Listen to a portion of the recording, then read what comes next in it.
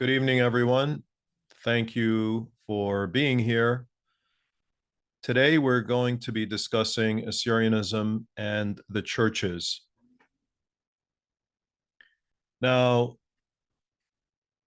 well, let me go back to the screen for a second and talk a couple of minutes about where we have been and where we are going in the class. So we have been through a number of personalities and entities that have been the contributing factors behind Assyrianism. If you think about it, unlike many ethnicities, the Assyrians are very unique in being able to maintain this sense of attachment to land and to certain rituals, to language, to culture, to a collective history, in that, unlike many ethnicities, the Assyrians do not have a strong institution. They don't have a country. They don't have a large budget. So they certainly don't have budgetary power to be able to enforce these ideologies, unlike, for example, the Ba'ath Party of Iraq or the Ba'ath Party of Syria, which through its political, economic, budgetary, even military power was able to enforce these ideas about Arabism. And the same about, for example, the Zionist state of Israel. It's able to enforce these ideas to children and so on and so forth, and many other countries with the same example. Unlike those countries, the Assyrians are very unique. And so it's always curious for us studying these topics to understand, where does this all come from? What is contributing to these symbols and rituals and attachments to the collective whole, where the Assyrians are, although dispersed all over the world, are able to keep their identity and to keep this sense of history. So one of the contributing factors that I feel is very important and misunderstood, I would say, among those looking at this topic is the role of the church. And by the church, I mean the overall church, and I mean all of the churches which we classify as Assyrian, or one could say Syriac-based. Among academics, the word Syriac is often applied, Syriac, in terms of the ritual of all of these churches. You see the hierarchs here in this image in front of you, and you think, well, all of these churches, in terms of their very basic, their foundational liturgical basis, have the Syriac language, or the Assyrian language. You want to call it classical Assyrian, Lishana Suryaya or Lishana Suraya, as their very basis. And now some other churches as well, but these churches, one could say, are geographically, demographically, linguistically, ethnically, even liturgically based in kind of one area, which is northern Mesopotamia. So it's always an important question to ask: how do we assess the contributions being made to Assyrianism, those that pull the people together and those that pull them apart, and what are the roles of all of these churches? So we're going to look briefly at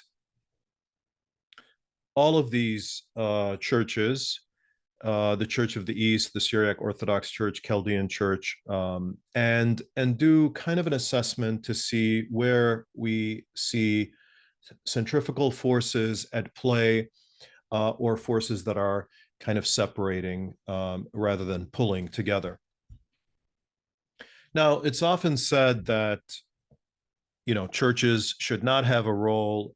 Religious faith is one thing, and ethnicity and national identity is another thing. Well, that's fine and good in a theoretical sense if we're able to kind of keep apart collectivist thinking in the world and able to separate it. But the truth is that throughout the world, and even in different faiths, some much more than others, we do have an attachment of identity, national identity, to the religious faith. And we do have religious leaders or religious activists taking a part in one could say ethnic or national identity, a very important role. So, for example, if we look at the Russian Orthodox Church, the various Hindu movements all over the world, clearly the Jewish Zionist movement, we do see a blending of religion coming together with national identity. We even see it in the Islamic Republic of Iran. We see it in Turkish nationalism and Sunni nationalism specific to Turkey. We see it, some observers, although I little trouble with this, what is termed Christian nationalism in the United States and sometimes called white Christian nationalism. I'm not going to get into this topic. It's an interesting topic. I think there are many flaws to it, but in its assessment, but Roman Catholicism certainly coming together with, for example, Polish nationalism, specifically to oppose communism, Orthodox Christianity, and Greek nationalism coming together to oppose, for example, Ottoman occupation, and so on. So historically, and you could add to this, of course, a number of others, Armenian Orthodox, Albanian Orthodox, and others. So you see the coming together of religious leaders, religious sentiments, and ethnic identity or national identity in many examples. And these are just a few to give you an idea. And there are many personalities, of course, that also take um, an active role in the development of their nationalism. Patriarch Kirill in Russia, Kyrillos, Metropolitan Ilarion of the Ukrainian Orthodox Church. And there's been, of course, division along ethnic lines. And, you know, the situation with Ukraine and Russia right now, of course, does not help things. Archbishop Makarios of Cyprus was a very a potent and powerful personality who advocated for Greek nationalism and Greek unity between Cyprus and Greece. Pastor Hagee is an interesting example of a person who is a leading, one could say, Christian Zionist in the United States, a very important figure in political circles in the United States. You know, how much that agrees with the overall teaching, policy, liturgical practices of the church, one needs to examine. But these people are all very important personalities within their respective, one could say, nationalist movements. And of course, we could use words like patriotism instead of nationalism, but the truth is it's all about the collective. It is all about bringing people together under the rubric of faith and national identity. So all of these people agree, and of course, there are many more. Now, who contributes to Assyrianism, the Assyrianism that we all know today? And this is very important. We studied in this class early on thinkers like Ashur Yusuf, Freydun Bet Araham, or Freydun Aturaya, Rabbi Binyamin Arsanis, Naum Fayet, and so many others in the early part of the movement, the thinkers who gave kind of the basis or formed the pillars of the Assyrian nationalist movement or the Assyrianist movement. We talked later on about writers and poets like Edde Alchas, who exposed us to the images and the words of ancient Assyrians for the first time as modern Assyrians. John Alchas, his brother, who did the same thing and who was an incredible poet, probably the greatest poet Hannibal Alchas, the artist and the poet, who also contributed to our understanding of Assyrianism. Enos Ahu, Yosef Bit Yosef, Mishai Lazal Isa, and others who wrote and created an imagination and contributed to what we today view as Assyrianism, an attachment to the language, the culture, the history, the collective sentimentality of Assyrians. Then we also have church leaders, and significantly among them is Mar Ishay Shumun, who is a very important nationalist thinker and leader. Mardancha IV, the late patriarch of the Assyrian Church of the East, specifically. Mar Manuel Delhi, who contributed from the other direction. We're going to see he's a force that pulls away. And Mar Sarhad Jammu in the same vein. Mar Luis Sacco. Mar Afram, the patriarch of the Syriac Orthodox, who is trying to remain neutral in the face of opposing parties. And we're going to discuss the intellectual conflict within the Syriac Orthodox Church today. So all of these are personalities and thinkers and writers who contribute to what is becoming more or less a powerful and potent force of the phenomenon that we identify as Assyrianism.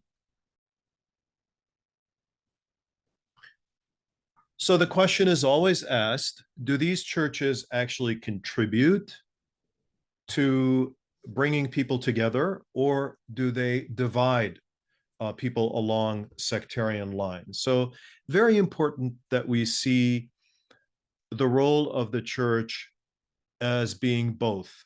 On the one hand, each particular church, as each particular corporate entity, for example, or each political party, for example, has an interest in maintaining its collective cohesion, in maintaining its collective existence. That is something that every entity seeks to do. And churches are no different. So because it seeks internal cohesion, it also, on the other hand, seeks external separation. So a church would want its people stuck together. We are one. We do these rituals. We believe in these things. 1, 2, 3, 4. And of course, we also do not believe in these other things, like for example, we are Chaldeans and we don't believe in the things that the Church of the East does, or we are Syriac Orthodox and we have our own understanding of our ethnicity, our identity. We don't believe what the Assyrian Church of the East does. We don't believe what the Chaldean Catholic Church advocates. So churches keep people together, but they also keep them apart. So keep the collective entity together, but also push them apart from others in establishing their distinctiveness. And so they engage in the inventing, one could say, please don't misunderstand this term, inventing, upholding, and maintaining a national identity that serves the internal cohesion and external separation. We are all together in this church, but we are separate from the others outside of us. Now, why is this important? And also, of course, the doctrine and rituals help form this internal cohesion and external separation. And we're going to go over some details today. Why is this important? It's particularly important. Go back to what I said earlier, in that the Assyrians, unlike a lot of the peoples in the world, do not have powerful institutions being supported by the state, for example, in keeping alive their identity, in advocating the teaching of their language, in forming a policy concerning a certain ideology that has to do with their ethnicity, with their nationality, with their past. They don't have money to go digging, for example, as the state of Israel does, to dig up historical artifacts to buttress their identity. Or, for example, the Kurdish region right now, the Kurdistan region that invests so much money in creating programs all over the world and even archaeological digs to support their understanding of ethnicity and identity.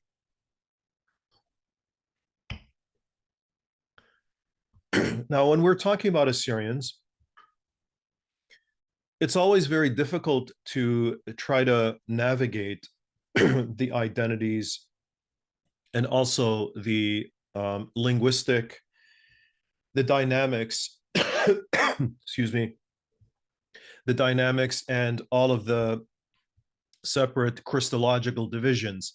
But by and large, I split it into, it's been split, this is not something I invented, into what most historians and scholars call the West Assyrians or Syrians and the East Syrians or Syriacs. These terms are interchangeable for me. So East Syriacs and West Syriacs. Typically, we say West Syriacs are the Syriac Orthodox, and then descendant from that line are the Syriac Catholics. Typically, in their liturgy, they use what is called the Western-based Syriac. And then we have the East Syriacs, who are the Church of the East, erroneously known as Nestorians, and the Chaldeans. And then, of course, there are offshoots of all of these groups. There are Protestant groups and, Presbyterian, Protestant. Today, even there are various churches. And of course, in terms of belief, there are also atheists or agnostics within these groups. But generally, that's kind of the makeup that we have. And those are the people that we call Assyrians. And among these people, we have various understandings of identity. Looking first at the Syriac Orthodox Church, one author has criticized severely certain leaders within the Syriac Orthodox Church who advocated, although early on, for one could say Assyrianism. Later on, they chose to flip and advocate for Turkish nationalism. Now, why is that? Is it because they felt particularly close to Turkish nationalism? Is it because they hated their people? By and large, it was a survival technique. They were trying to survive in an environment which was obviously very difficult. And in the case of Patriarch Shakar, whose picture that you see here, who's the subject of this book, highly critical book, blaming him for being very anti-Assyrian and being pro-Turkish, especially towards the formation of the Turkish Republic. So one could see an attachment to ethnicity and culture and heritage that could be categorized and was categorized as Assyrian, and then later on pushing away from that to strictly being a faith community and not being involved in nationalism. Remember, this was the age of nationalism, when nationalisms broke apart various countries, and when the Sykes-Picot Agreement formed what we know as the Middle East, and then there were these reactionary nationalisms all over the Middle East. Now we have some quotes from Shamira Mako and Sargon Danabed, who tell us in a study of the Syriac Orthodox Church community, among the majority of late 19th and early 20th century Syrian Orthodox intellectuals, it is apparent that the predominant affiliation was to the Assyrian identity ethnicity. Suraya simply meant Athuroya. Athuraya meant Suraya. There was no distinction.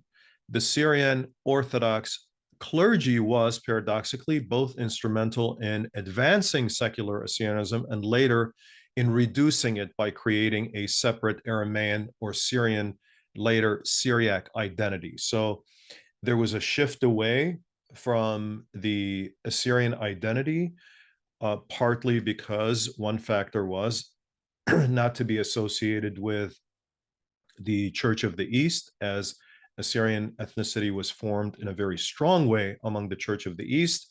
It was seen to be something that one should distance oneself from if one is Syriac Orthodox. Also contributing to this, of course, was the sentiment in the Middle East, especially after the Semele massacre. That led to a great deal of separation and also the disillusionment with Western powers and with associating with Western powers. And so at times the word Assyrian was viewed by some of these, the way it is used, of course, not that it was something separate, it belonged to all of these people, and they used it interchangeably with other words like, for example, Suraya, Chaldaya, Aramaya. These all were interchangeable, all could be classified as Assyrian. But because of the pressures within the Middle East, specifically in Iraq at one point, in Turkey at another point, there was seen to be an advantage in distancing oneself from the word Assyrian, from this word, which was at times believed to be supported by, advocated for by the British. But as we see, historical artifacts are also showing that the word Assyrian was not rejected by the hierarchy of the Syriac Orthodox Church. This is one example. We're also told by one of the authors that it should be pointed out that the beginnings of the removal of the name Assyrian from almost all the individual parishes of the Assyrian Apostolic Church of Antioch, that's what it was called early on in the United States, the Syriac Orthodox Church, corresponded to the time following the founding of the ADO, which is the Assyrian Democratic Organization. So as soon as there was this movement that sought to bring the various branches, Christian branches together, there was this move to sort of separate. Remember what I said in the beginning. These churches at times seek to create internal cohesion, at times to be separate from the rest. So when it was seen to be kind of a threat to the identity, the distancing was the reaction. Now, in terms of the Chaldean Catholic Church, clearly the word Chaldean early on, and we are told by Hormuz Rassam in 1881, that the inhabitants of Assyria consist now of mixed races. He lists them: Christians called Chaldeans and Syrians, the last two named denominations, doubtless denominations, belong to one nationality, the Assyrian, and they are only distinguished by these two names when they separated by consequent upon the theological dispute of the age. So Monophysite and Diophysite. In other words, Syriac Orthodox Church and the Church of the East. So this was clearly understood that these people are of the same ethnicity, and these words that we use for them, Chaldean, Syriac, Assyrian, they're all interchangeable and they all go back to the word Assyrian. Nor was Hormuz Rassam, of course, alone within the Chaldean church. Martuma Odu clearly said, we Suraya are descendant of the Assyrians, the children of Ashur. Also in his book, which is a masterpiece of a dictionary in the Assyrian language or Syriac language. In the cover of the book, you see that it says, Siemted Lishana Suryaya. Inside the book, in the French language, the reference is to lingua Chaldean, in other words, Chaldean language. However, that does not mean that these people are not Assyrian, because he explains within the footnote to this dictionary that the word Suraya is derived directly from the word Athuraya, or that they are the same. Now, politics, as we said, affected identity. After the time of Semele, Assyrian as an identity and culture became increasingly identified with the church of the East alone, or the Nestorian church alone, while the Chaldeans and Jacobites as church communities distanced themselves completely from one another. Remember, in the interest of protecting their entity, they created internal cohesion. So bring our people together under this name Chaldean, which happens to be separate from the word Assyrian. Bring our people together under this word Syriani or Syriac, separated from the word Assyrian. Why? Because the conditions call for it, because this is a very dangerous time to associate ourselves with people called Assyrian who are being targeted by the Iraqi government. So there's much evidence for this. There's a great deal of fear, and there are even letters that are often quoted as being indicative of the way certain leaders of the Chaldean church felt towards other Assyrians. But the truth is that many of these letters, much of the sentiment expressed here, really is the result of pressures, political pressures being placed on these people who are very learned, yet they decide to separate themselves along these separate identities. And these are nothing short of survival mechanisms.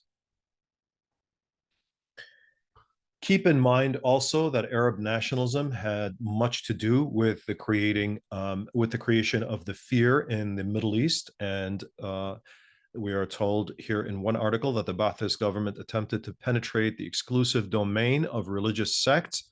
That's very true. That was seen in Iraq many, many times. Even various patriarchs, such as Marrufail himself, when he was consecrated as patriarch of the Chaldean Church, he made a very clear and bold and unequivocal statement about Ummatun al-Arabiya, our Arab nation. Now, why did he do that? Did he um, um, come to the realization that his church, his people were exclusively Arab and part of the Arab nation? Of course not. There are political fears, and identity was not viewed as the most important factor for these church leaders at that time. And Iraq, of course, with the recognition after the recognition of Kurdish rights inside of the country, the what are called the ناطقين باللغة السريانية, speakers of the Syriac language, who are included as Assyrians, Chaldeans, Syriacs. And this is something that, although there was a great movement of Assyrianism inside of Iraq in the political circles, it seems that various parties and entities and individuals have gone back to this expression, which was advocated by the Iraqi government, and which is different now in its focus. Is It's a different type of sentiment now. There's much more understanding of the oneness of these people, although they have separate identities. But as we'll see, some of the churches keep pushing back. Now, in 1990, there was a move to sort of bring the churches together. Some may say it was half-hearted. Some may say it was genuine. Hard to determine the thoughts of the individuals, the leaders, the various members of all of these churches involved. But here we see a very interesting picture with Marrufail holding the arms of the late Mardancha and the late Mar-Eddey II and Mardancha IV, all three patriarchs, really, one could say, of the Church of the East, the various factions of the Church of the East, one affiliated with Rome and the other two not. So this, unfortunately, did not come to fruition.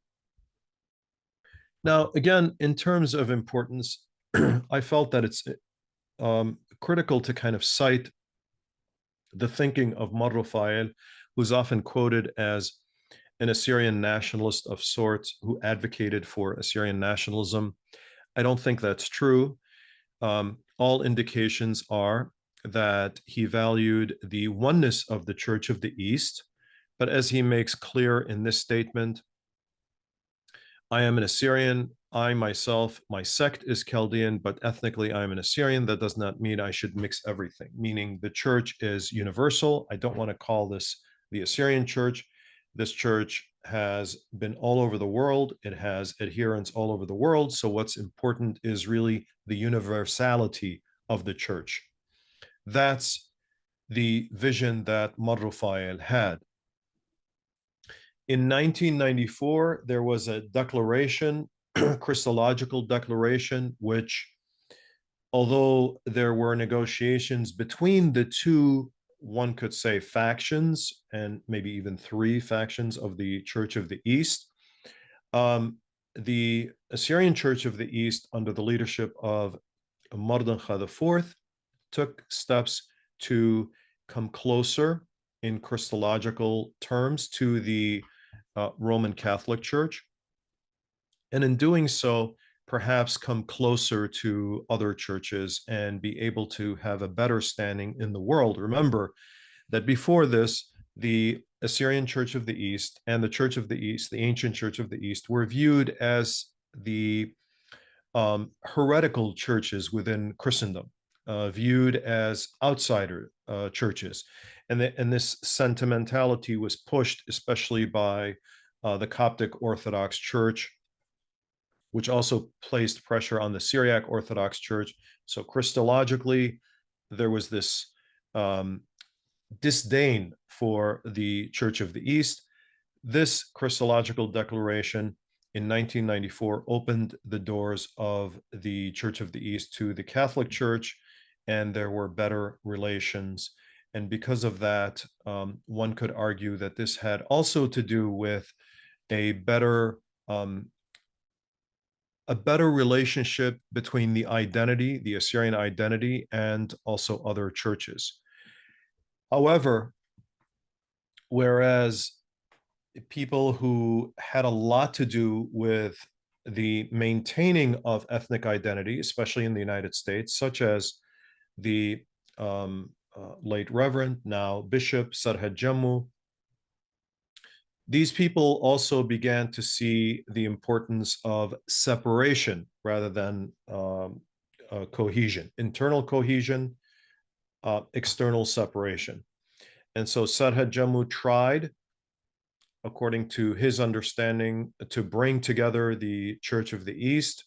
He advocated an understanding of the Assyrian ethnicity in terms of all of the members of the Chaldean Church. Later, he turned and espoused a separate, completely separate Chaldean identity. And he has been busy pushing the other way. I have to say, though, Marsar Hajamu has not had adherence in the way that he envisioned he would have. So his support has been rather limited. Much more strong was the sentiment expressed by the late Mar Polis Faraj Raho, who is the Archbishop of the Chaldean Church in Iraq. His sentiment was much closer to that of Marrufail, which was a less separate Chaldean ethnicity, more Iraqi patriotism, more of a universal understanding of Christianity. And of course, now pushing the other way is Maramanul Delhi, whose sentiments have been in different places. Initially, he said, we, the Chaldean, Assyrian, and Syrian people are one people known as Aramaean people. This identity, of course, is based on the language, the Aramaic language. And then said things like any Chaldean who calls himself an Assyrian is a traitor, and the Assyrian who calls himself a Chaldean is a traitor. So this idea of, and he said this in Arabic, he said it before a non-Assyrian, non-Chaldean audience, and this was meant, again, to create internal cohesion within the Chaldean church and create separatism between the various churches. Why is that? At this particular time, important to recognize the picture within Iraq and within the Kurdistan regional government.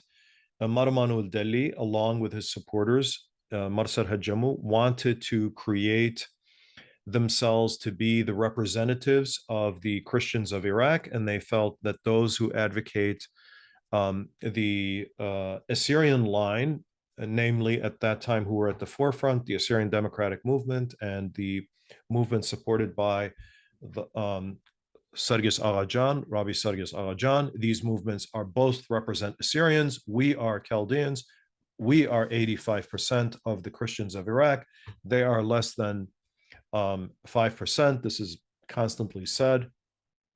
Or it goes up and down between 3% to 15% or 5%.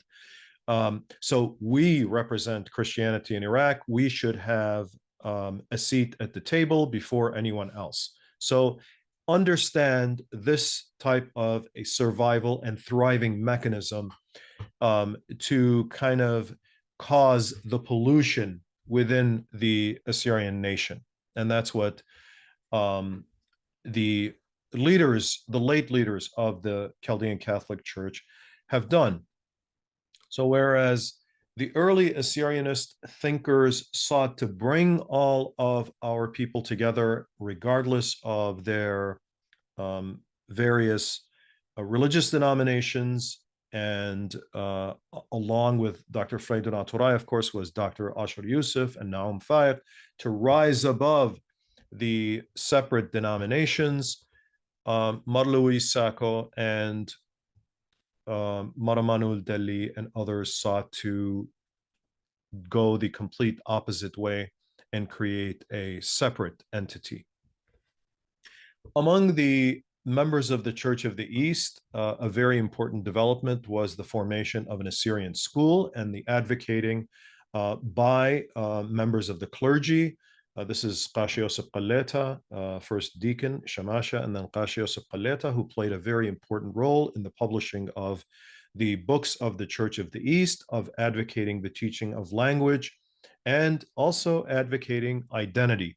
So that early on became a very strong point because Qashi Yosef Qaleta also came from the line of thinkers like Freydun Aturaya and others who sought to bring the Assyrian people together and understood that identity, the Assyrian identity, is something that belonged to everyone, although it is kept within the Church of the East in a much more comprehensive, much more, one could say, loyal way, rather than other churches. Let's look at some personalities also that have been very important in the nationalist movement, in the Assyrianist movement.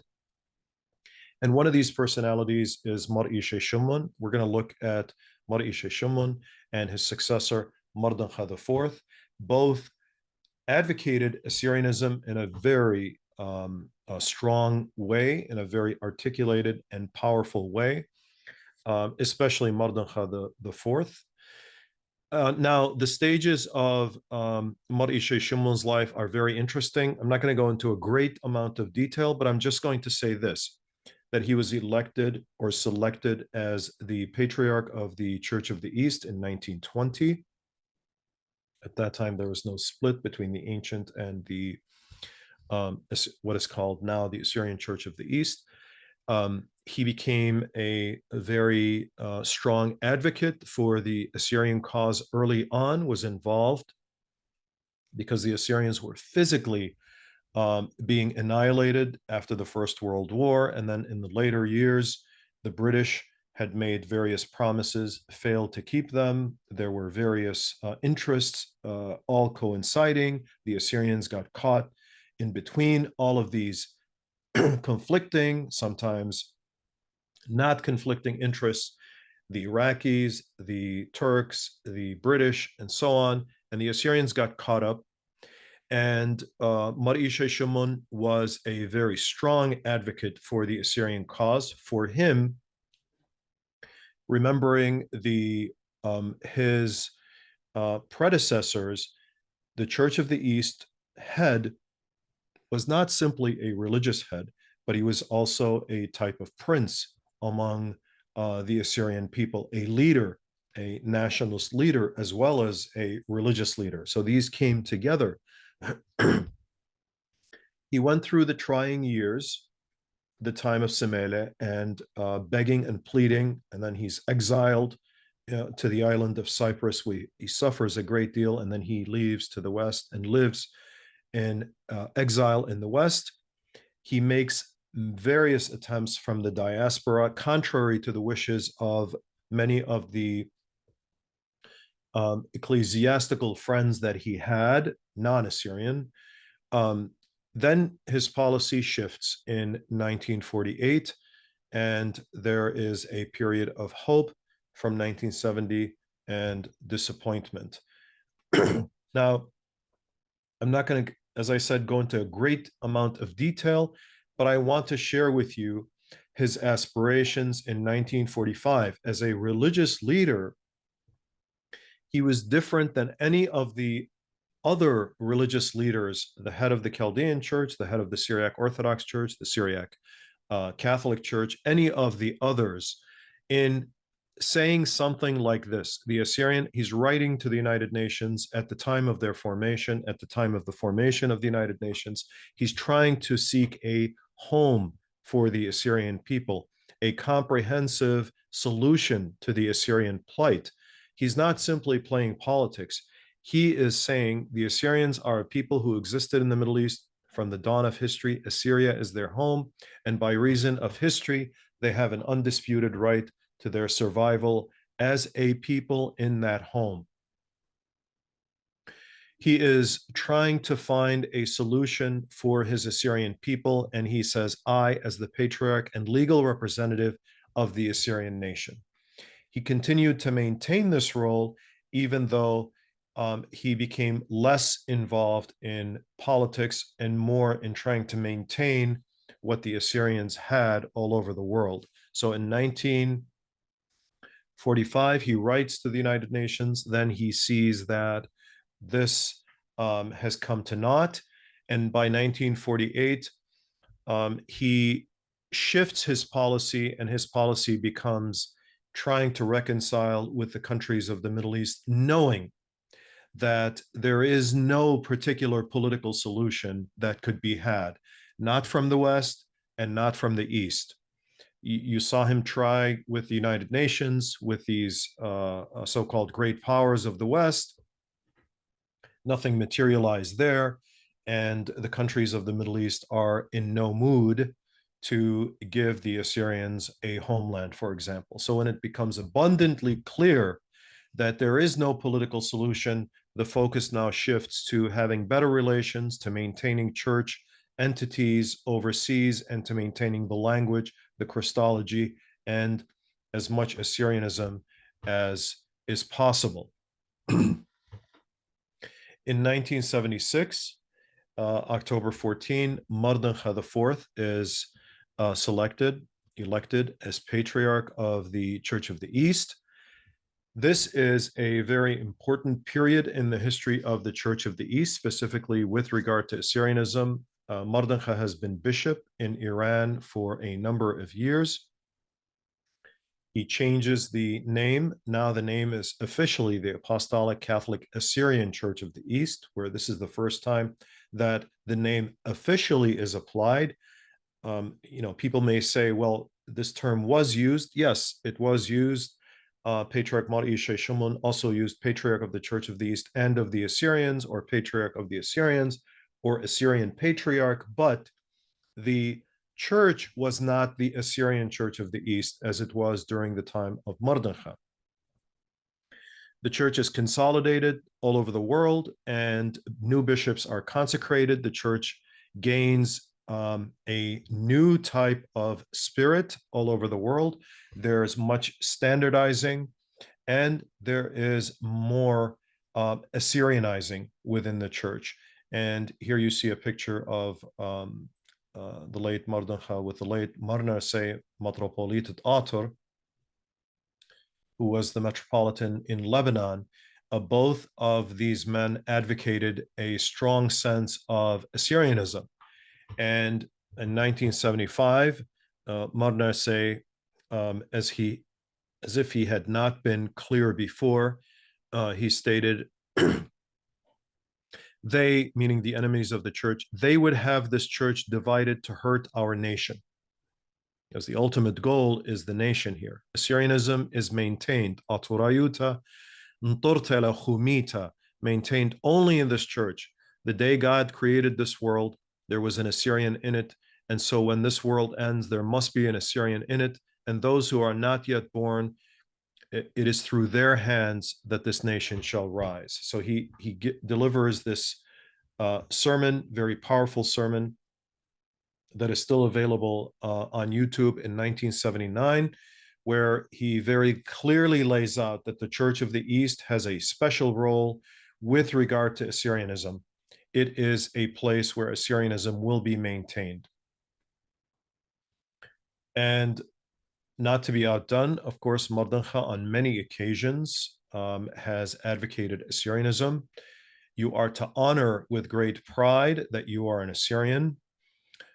He tells us in one of the speeches that he gives, as members of one body, you should have social, cultural, and political clubs, work with one another in love, peace, and faith towards one goal, maintaining the human rights of the Assyrian nation. Again, bringing together the Assyrian people, creating strong internal cohesion based on these rituals, symbols, attachment to culture and heritage. It is important to consult with one another with a pure heart and clear conscience, so that the sons and daughters of your nation may collect a profitable harvest of your labors. Those of you who are active in the national activities in this present time and possessing good knowledge and with political experience are aware of the path upon which you are to lead all the levels of our Assyrian nation under the one umbrella of unity. We pray for our worshipful God to undergird you with strength, courage, and for all of you to be at peace amongst yourselves. This is very, very unique within the history of the Church of the East. If we read the writings of the church fathers, this certainly is something very, very unique and stands out as different from, although the sentiment was to keep the people together as members of the Church of the East, this Assyrianizing sentiment is something very different, very potent and powerful, and becoming very important as the Assyrians are dispersed all over the world. Again, we see in 2014 a speech that was given in honor of the Assyrian New Year epistle. We Assyrians are an ancient and honored nation, praised and great in history long before Christ. Our ancestors celebrated the arrival of the new year during spring and joy and happiness. Now, contrast that, of course, with a statement of Mar Yaqub of Sirug, who long ago, centuries before, admonishes members of the church to be against the celebration of the new year. But the world has changed, of course, and there's a new understanding of ethnicity and culture and heritage, and that becomes important, and we see Mardancha upholding. We Assyrians today are dispersed in many countries, and this is very important, and must not lose touch with our churches and organizations. So this internal cohesion, Assyrianism acting as the cement. We have expectations from every Assyrian home to speak in the Assyrian language and to give their children Assyrian names and to be close to Christ so that they can be believing Christians and loyal Assyrians. The two always went together for the Church of the East and for the Assyrian Church of the East. So much so that even in the songs that are the hymns of the Church of the East, we have very, very unique statements, such as the apostles planted a spiritual garden in the city of Edessa. The children of Assyria rushed and received baptism. بنونة آطر رخطلن وشقلن المعموديتا. Very, very unique, very important in terms of this understanding. This Assyrianism is becoming ingrained in the veins, as it were, of the liturgy of the Church of the East. O children of the church, let us engage in fast and prayer and ask the Lord to protect our Assyrian nation. هذا بليجب صومو سلوتا يبني إيتا طلبخ من مريا اتناطر الأمتن آتوريتا.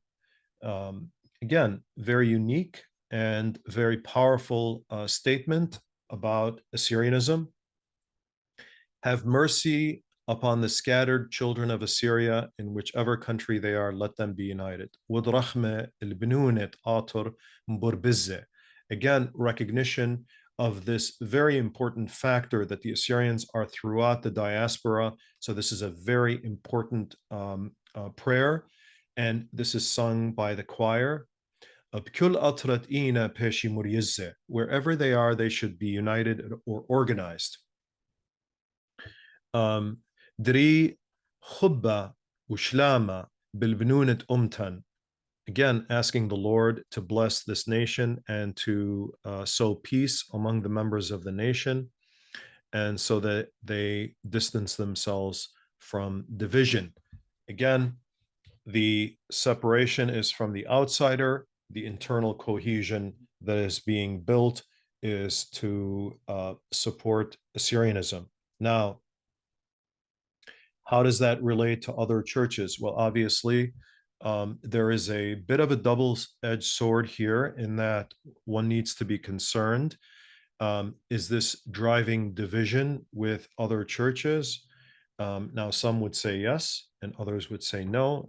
I will leave it up to you to judge, but very important to kind of round off our understanding of how Assyrianism has survived and how it has been in danger among the churches, all of these Eastern churches, all of these Assyrian churches, all of these Syriac-based churches.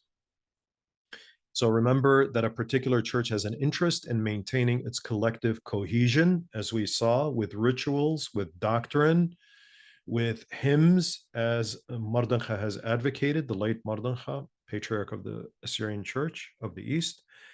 So the internal cohesion is sought at the same time as separation from the other.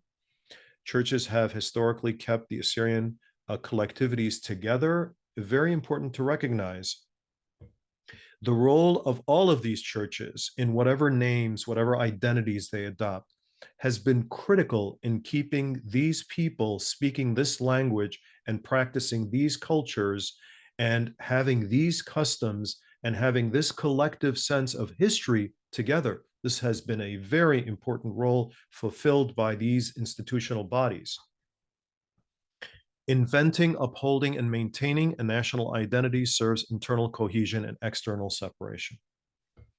Now, unfortunately, what has happened, as we saw, there has been an advocacy for other identities, but there's also a movement in the future to kind of bring all of these together and have the understanding that people like, for example, Naum Fayek and Hormuz Rassam had as to all of these terms, that in the end, all of these terms really refer back to the same people, same culture, same language, same demography, same geography.